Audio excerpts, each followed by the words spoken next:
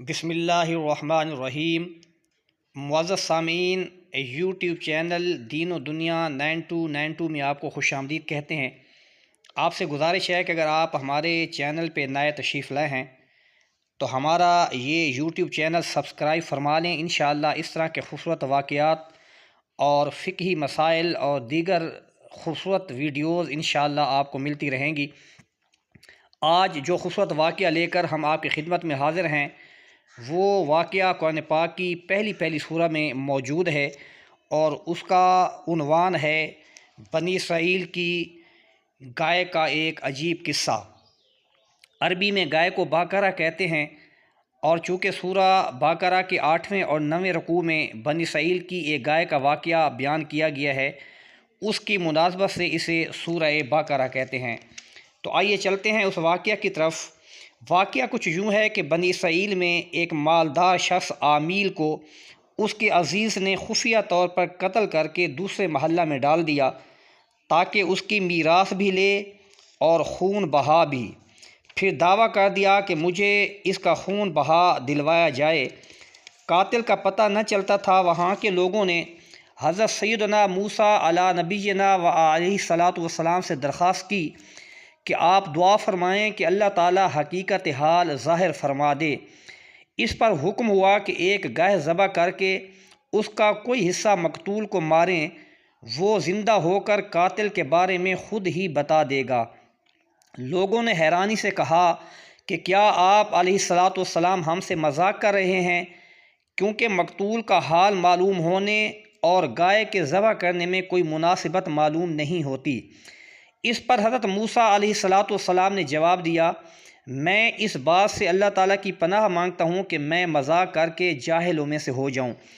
جب بنی اسرائیل نے سمجھ لیا کہ گائے کا ذبح کرنا مذاق نہیں بلکہ باقاعدہ حکم ہے تو انہوں نے حضرت موسیٰ علیہ الصلاۃ والسلام سے اس گائے کے اوصاف دریافت کیے اور بار بار سوال کر کے وہ لوگ قیدیں بڑھاتے گئے اور بالآخر یہ حکم ہوا کہ ایسی گائے ذبح کرو جو نہ بوڑھی ہو نہ بہت کم عمر بلکہ درمیانی عمر کی ہو، بدن پر کوئی داغ نہ ہو، ایک ہی رنگ کی ہو، رنگ آنکھوں کو بھانے والا ہو، اس گائے نے کبھی کھیتی باڑی کی ہو نہ کھیتی کو پانی دیا ہو۔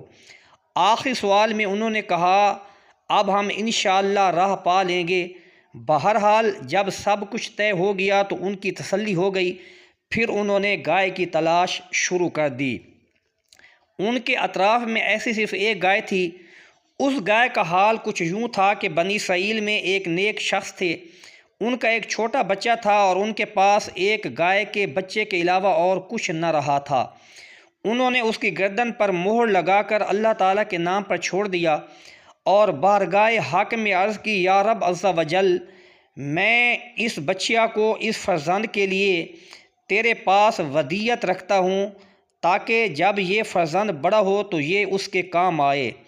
اس نیک شخص کا تو انتقال ہو گیا لیکن وہ بچیا جنگل میں اللہ تعالیٰ کی حفاظت میں پرورش پاتی رہی۔ یہ لڑکا جب بڑا ہوا تو صالح و متقی بنا اور اپنی ماں کا بہت فرمانبردار تھا۔ ایک دن اس کی والدہ نے کہا، اے نور نظر، تیرے باپ نے تیرے لیے فلاں جنگل میں خدا کے نام ایک بچیا چھوڑی تھی، وہ اب جوان ہو گئی ہوگی، اللہ تعالیٰ سے دعا کرو کہ وہ تجھے عطا فرما دے اور تو اسے جنگل سے لے آ۔ لڑکا جنگل میں گیا اور اس نے گائے کو جنگل میں دیکھا اور والدہ کی بتائی ہوئی علامتیں اس میں پائیں اور اس کو اللہ تعالیٰ کی قسم دے کر بلایا تو وہ حاضر ہو گئی۔ وہ جوان اس گائے کو والدہ کی خدمت میں لایا۔ والدہ نے بازار میں لے جا کر 3 دینار پر فروخت کرنے کا حکم دیا اور یہ شرط کی کہ سودا ہونے پر پھر اس کی اجازت حاصل کی جائے۔ اس زمانہ میں گائے کی قیمت ان اطراف میں 3 دینار ہی تھی۔ جوان جب اس گائے کو بازار میں لایا تو ایک فرشتہ خریدار کی صورت میں آیا اور اس نے گائے کی قیمت 6 دینار لگا دی، مگر شرط یہ رکھی کہ جوان اپنی والدہ سے اجازت نہیں لے گا۔ جوان نے یہ منظور نہ کیا اور والدہ سے تمام قصہ کہا۔ اس کی والدہ نے 6 دینار قیمت منظور کرنے کی تو اجازت دے دی مگر بیچنے میں پھر دوبارہ اپنی مرضی پوچھنے کی شرط لگا دی۔ جوان پھر بازار میں آیا، اس مرتبہ فرشتہ نے 12 دینار قیمت لگائی اور کہا کہ والدہ کی اجازت پر موقوف نہ رکھو، بلکہ والدہ سے اجازت لیے بغیر اس قیمت میں گائے فروخت کر دو۔ جوان نے نہیں مانا اور والدہ کو اطلاع دی۔ وہ صاحب فراست عورت سمجھ گئی کہ یہ خریدار نہیں، کوئی فرشتہ معلوم ہوتا ہے جو آزمائش کے لیے آتا ہے۔ بیٹے سے کہا کہ بیٹا، اب کی بار اس خریدار سے یہ کہنا کہ آپ ہمیں اس گائے کے فروخت کرنے کا حکم دیتے ہیں یا نہیں۔ لڑکے نے یہی کہا تو فرشتے نے جواب دیا کہ ابھی اس کو روکے رہو، جب بنی اسرائیل خریدنے آئیں تو اس کی قیمت یہ مقرر کرنا کہ اس کی کھال میں سونا بھر دیا جائے۔ جوان گائے کو گھر لایا اور جب بنی اسرائیل جستجو کرتے ہوئے اس کے مکان پر پہنچے تو یہی قیمت طے کی اور حضرت موسیٰ علیہ السلام کی ضمانت پر وہ گائے بنی اسرائیل کے سپرد کر دی گئی۔ گائے کو ذبح کر کے اس کے کسی عضو سے مردہ کو مارا تو وہ بحکم الہی زندہ ہو گیا۔ اس کے حلق سے خون کا فوارہ جاری تھا۔ اس نے اپنے چچا زاد بھائی کے بارے میں بتایا کہ اس نے ہی مجھے قتل کیا ہے۔ اب اس کو بھی اقرار کرنا پڑا اور حضرت موسیٰ علیہ السلام نے اس جوان پر قصاص کا حکم فرمایا۔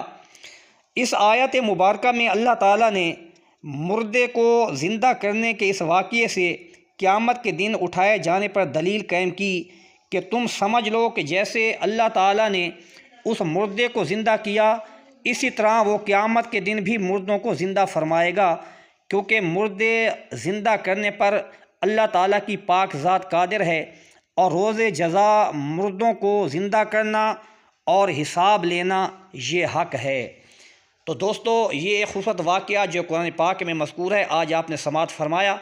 انشاءاللہ تعالی روزانہ کی بنیاد پر قرآن پاک کی خوبصورت واقعات اسی چینل سے آپ تک پہنچائے جائیں گے۔ ہم امید کرتے ہیں کہ آپ ہمارے چینل کے ساتھ جڑے رہیں گے اور بیل آئیکن کو بھی آپ پریس کر دیں تاکہ جو بھی نئی ویڈیو اپلوڈ ہو اس کا نوٹیفیکیشن آپ تک پہنچ جائے۔ اللہ تعالی ہمیں قرآن مجید کو سمجھنے کی اور پھر اس پر عمل کی توفیق عطا فرمائے۔ آمین ثم آمین۔